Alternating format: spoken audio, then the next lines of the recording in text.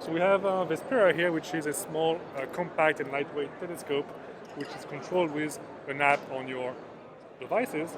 So here are some pictures taken with Vespera, which you can just put down on the ground. It's going to automatically slew to your target of choice and start tracking and imaging.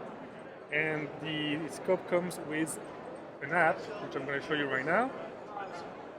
And if you go to the target list like this, it shows you exactly what's up in the sky as of right now from your GPS location. Like Las Vegas right now, we have this in the sky.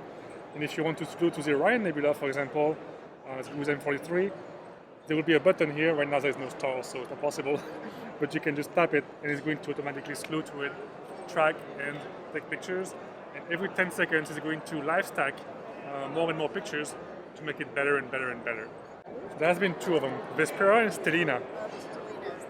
The first one was $4,000, this one is $1,500. Yeah, and it's very light, so I mean, more than the first one. The first one was portable, but a bit bulky. This one, 11 pounds. And before it was 24.7. So right now you can pre-order, but it's going to be available most likely in like 2 or 3 months.